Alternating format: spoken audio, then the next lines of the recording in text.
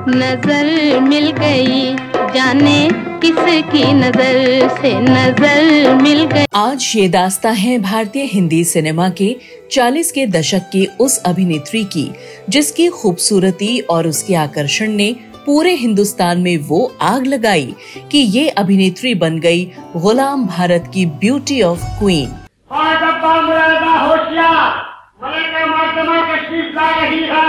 इस अभिनेत्री की मनमोहक खूबसूरती का वो जलवा था कि दुनिया भर में इस अभिनेत्री को किसी की नजर न लग जाए, इसलिए इस अभिनेत्री को रखा जाता था हमेशा पर्दे में।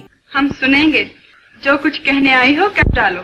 दुनिया के लिए खूबसूरती की मूरत बनी इस अदाकारा की जिंदगी में ऐसा क्या हुआ था कि इस अभिनेत्री के माता पिता अपनी बेटी को स्कूल पढ़ाने के लिए हमेशा भेजते थे एक पालकी में। इस महान और खूबसूरत अभिनेत्री की जिंदगी में ऐसा क्या हुआ था कि 1947 के भारत पाकिस्तान के बंटवारे की आग में इस अभिनेत्री ने पाकिस्तान जाने का फैसला किया। क्यों इस अभिनेत्री को अपनी 3 साल की बेटी और 8 साल के बेटे को लेकर किसके डर से हिंदुस्तान को छोड़कर 7 समुंदर पार इंग्लैंड जाना पड़ा?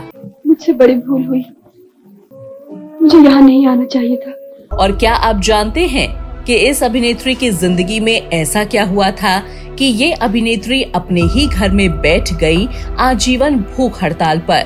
मुझे माफ कर दीजिए, भगवान के लिए माफ कर दीजिए। क्यों इस अभिनेत्री को अपनी फिल्मों में गाने गाने के लिए करनी पड़ी सुर ताल से 2 साल तक जंग? मैं नहीं गाऊंगी, मैं नहीं गाऊंगी। क्यों इस खूबसूरत अदाकारा को फिल्मी सफर के टॉप पायदान पर पहुंचकर अपनी बेटी की खातिर फिल्मों को छोड़कर बनना पड़ा अपनी ही बेटी की फिल्मों में एक ड्रेस डिजाइनर?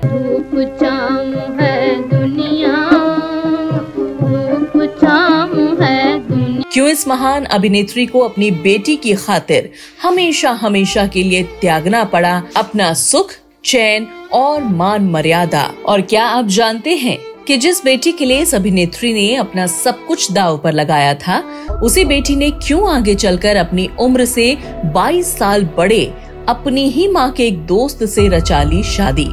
हर मुश्किल इंसान के इम्तिहान के लिए होती है प्रकाश। बताएंगे और भी बहुत कुछ इस खूबसूरत और दिलकश अदाकारा की दिलचस्प जिंदगी के बारे में। आप बने रहिए हमारे साथ इस वीडियो के अंत तक। ये प्यार की बातें, ये सफर भूल न जाना, ये प्यार की। नमस्कार, आदाब, आभार दोस्तों। आज हम अपने इस शो में बात करने जा रहे हैं एक ऐसी खूबसूरत नायिका की जिसने भारतीय हिंदी सिनेमा को अपनी मनमोहक खूबसूरती से 4 चांद लगाए। इस अभिनेत्री के अभिनय और खूबसूरती का लोगों के बीच वो आलम और दीवानापन होता था कि लोग इस अभिनेत्री को देखने के लिए मीलों दूर से खिंचे चले आते थे। और अपनी इसी लोकप्रियता और आकर्षण की वजह से ये अभिनेत्री पूरी दुनिया में पहचानी गई रोशन आरा बेगम, यानी हिंदी सिनेमा की पहली महिला superstar beauty of queen Naseem Bano के नाम से। भगवान ने सूरत को अच्छी खासी दी है मुझे। कौन है नसीम बानो, कहां से आई थी, कैसा रहा इनका हिंदी सिनेमा का सफर और क्या थे इनके जिंदगी के वो राज और विवाद, ये सब कुछ मैं आपको बताऊं उससे पहले एक नजर डाल लेते हैं इनकी पढ़ाई लिखाई, इनके परिवार और शुरुआती जीवन पर। बीते दिन याद करो, बीते दिन याद करो। नमस्कार, आप सभी का स्वागत है बॉलीवुड नॉवेल के इस एपिसोड में। कभी दिल दिल से टकराता तो। नसीम बानो का जन्म 4 जुलाई 1916 को गुलाम भारत में दिल्ली शहर में एक रईस परिवार में हुआ था। इनके पिता का नाम अब्दुल वहीद खान था, जो कि उस समय हसनपुर के नवाब हुआ करते थे। तो वहीं नसीम की मां का नाम शमशाद बेगम था, जिनको लोग छमिया बाई के नाम से भी जानते हैं। नसीम का असली नाम रोशन आरा बेगम है, जो आगे चलकर नसीम बानो के नाम से पूरी दुनिया में लोकप्रिय हुई। नसीम बानो ने अपनी स्कूल की पढ़ाई दिल्ली के ही एक school Queen Mary High School से की। नसीम बानो की मां चाहती थी नसीम बड़े होकर एक अच्छी डॉक्टर बने, लेकिन आगे चलकर ऐसा हो न सका। नसीम बानो के बारे में कहा जाता है कि नसीम इतनी खूबसूरत थी, इनको किसी की भी नजर न लग जाए, इसलिए इनको बचपन में स्कूल एक शाही पालकी में पर्दे में रखकर सुरक्षा के बीच भेजा जाता था। इसलिए नसीम बानो का अधिकांश जीवन पर्दे में ही रहकर गुजरा था। नसीम बानो एक बार अपनी माँ के साथ एक फिल्म की शूटिंग देखने पहुँच गयी और ये शूटिंग देखकर इतनी ज्यादा प्रभावित हुई कि नसीम बानो के दिल में फिल्मों में काम करने के प्रति वो रुचि पैदा हुई कि इन्होंने अब हिंदी सिनेमा की हीरोइन बनने का सपना अपने मन में ही देख लिया था। इसी शूटिंग के दौरान वहाँ नसीम के ऊपर कई और भारतीय हिंदी सिनेमा के फिल्म निर्माताओं की भी नजर पड़ गई और उन्होंने नसीम बानो के आगे फिल्मों में अभिनेत्री बनने का प्रस्ताव रखा। लेकिन नसीम की मां ने उन सभी के प्रस्तावों को ठुकरा दिया, ये कहकर कि नसीम अभी अभिनय के लिए काफी छोटी हैं। लेकिन किस्मत में तो कुछ और ही लिखा था नसीम बानो की। नसीम बानो की मां अपनी बेटी के अभिनेत्री बनने के इस सपने के सख्त खिलाफ थीं। लेकिन नसीम जिद्दी थीं और लाड प्यार से पली थीं। लिहाजा नसीम ने अपना सपना पूरा करने के लिए अपने घर में बगावत कर दी और अपने घर में भूख हड़ताल पर बैठ गईं। माँ बाप के लाख समझाने के बाद भी नसीम टस से मस नहीं हुई और आखिरकार बेटी की जिद के आगे माँ बाप झुक गए और नसीम बानो को फिल्मों में जाने की इजाजत मिल गई। सोए हुए मन में खुशी की लहर आई, खुशी की लहर। फिल्मों में काम करने की इजाजत मिलने के बाद नसीम बानो को फिल्म निर्माता सोहराब मोदी ने एक फिल्म हेमलेट में अभिनेत्री के किरदार में काम करने का प्रस्ताव दिया, जिसे नसीम बानो ने स्वीकार कर लिया। साल 1935 में नसीम बानो की पहली फिल्म हेमलेट बनकर प्रदर्शित हुई तो फिल्म सुपरहिट हो गई।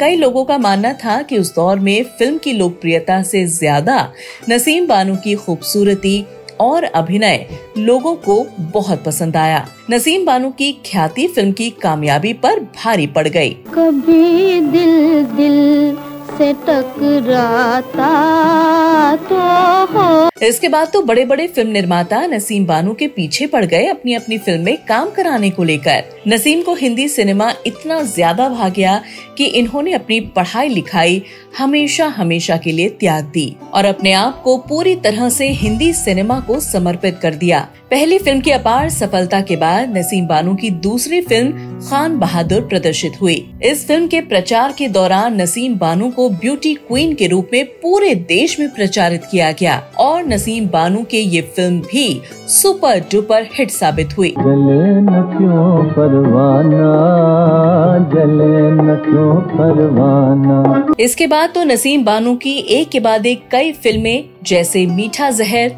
वासंती में से एक सफल अभिनेत्री के रूप में काम करती हुई वो देखी गयी। लेकिन साल 1939 में प्रदर्शित फिल्म पुकार इनके जीवन की अहम फिल्म बनी। ऐतिहासिक पृष्ठभूमि पर बनी ये फिल्म नसीम ने नूरजहां की भूमिका इसमें निभाई। इस फिल्म के लिए नसीम बानो को कड़ी मेहनत करनी पड़ी और इस फिल्म के सभी गाने खुद नसीम बानो ने ही गाए थे। यूं ही कभी कभी मन मौज उठती है तो गुनगुना लेती हूँ। और इन गानों को गाने के लिए नसीम बानो ने 2 साल तक रियाज किया था। इस फिल्म से नसीम बानो को लोग उनकी खूबसूरती के ऐसे दीवाने हुए कि इनको लोग परी का चेहरा कहकर बुलाने लगे। फिल्म पुकार की अपार सफलता ने नसीम बानो को कामयाबी के 7वें आसमान पर बैठा दिया। इसके बाद नसीम बानो 1946 तक जितनी भी फिल्मों में काम कर रही थी वो सभी फिल्में सफल रहीं। लेकिन साल 1947 में भारत में वो हुआ जिसकी वजह से भारतीय हिंदी सिनेमा में खलबली मच गई थी। दरअसल 1947 में भारत पाकिस्तान के विभाजन की आग ने सबको झकझोर कर रख दिया था। इसी समय बहुत सारे मुस्लिम कलाकारों ने अपनी कर्म और जन्मभूमि भारत को त्यागने का फैसला किया। ऐसे में नसीम बानो दिलीप कुमार साहब से मिली, जिन्होंने अपने मुस्लिम साथी कलाकारों को समझाया कि उनका भारत में ही रहना सही रहेगा। लेकिन बहुत कम लोगों ने दिलीप कुमार की बात मानी। सौभाग्य से जिन लोगों ने दिलीप कुमार की बात मानी उनमें से नसीम बानो भी थीं। बंटवारे के समय तक नसीम बानो अपने ही एक मित्र एहसान उल हक के साथ निकाह कर चुकी थीं और इस बंटवारे के समय इनके पति एहसान उल हक ने नसीम बानो को छोड़कर 2 मासूम बच्चों के साथ पाकिस्तान में बसने का फैसला किया। आप मुझे परेशान मत कीजिए, चले जाइए यहाँ से, मेरा दिमाग चकरा रहा है। चले जाइए। लेकिन नसीम कहीं नहीं गई। दंगों की आग को बढ़ते देख नसीम अपनी 3 साल की बेटी सायरा और 8 साल के बेटे अहमद को लेकर इंग्लैंड जाने का फैसला करती हैं। लेकिन जब सब शांत हो गया तो ये भारत वापस आ गईं। और इसी साल 1947 में नसीम की फिल्म मुलाकात भी रिलीज हुई थी, जो अपने आप में एक सफल फिल्म बनी थी। मंजिल की धुन में झूमते गाते चले चलो, मंजिल की धुन में। इसके बाद नसीम बड़े बड़े फिल्म निर्माताओं के साथ पहली पसंद बनकर काम करती रही। इन्होंने भारत के आजाद होने के बाद अनोखी अदा, शीश महल, बेताब, चल रहे नौजवान, बेगम, चांदनी रात, बागी जैसी सुपरहिट फिल्मों के जरिए अपने चाहने वालों को बांधे रखा और उनके दिलों पर राज करती रहीं। वो पाले तो होंगे दिल पे काबू। इसके बाद 60 के दशक में नसीम बानो कुछ गंभीर और चुनौतीपूर्ण किरदारों में नजर आईं। इसके बाद फिल्म अजीब लड़की नसीम बानो की सिने करियर की बतौर एक अभिनेत्री आखिरी फिल्म थी। नसीम बानो हिंदी सिनेमा में आगे काम करना चाहती थीं, लेकिन उनके हिंदी सिनेमा को छोड़ने के पीछे का सच भी भावपूर्ण है। दरअसल नसीम बानो की बेटी सायरा बानो उन दिनों फिल्मों में अपनी किस्मत आजमाने जा रही थीं और नसीम बानो नहीं चाहती थीं हिंदी सिनेमा के अभिनेता और निर्माता उनकी बेटी की तुलना उनसे करें, क्योंकि अगर फिल्म अभिनेता उनकी बेटी में नसीम बानो को तलाशते तो बेटी का हिंदी सिनेमा भविष्य खतरे में आ सकता था। लिहाजा इसीलिए नसीम बानो ने अपनी बेटी के उज्जवल भविष्य की खातिर खुद को हिंदी सिनेमा से दूर कर लिया और इस तरह से एक माँ ने अपनी बेटी के लिए अपना सबसे कीमती सपना और कर्म भूमि को बेटी के सर से वार दिया। बेटी की जिंदगी बनाने के लिए अब नसीम बानो ने अपनी बेटी की फिल्मों में ड्रेस डिजाइनर बनने का काम किया और साल 1961 में जब नसीम की बेटी सायरा की फिल्म जंगली रिलीज हुई तो उस फिल्म में सायरा ने जो कपड़े पहने थे वो इनकी माँ नसीम ने ही डिजाइन किए थे।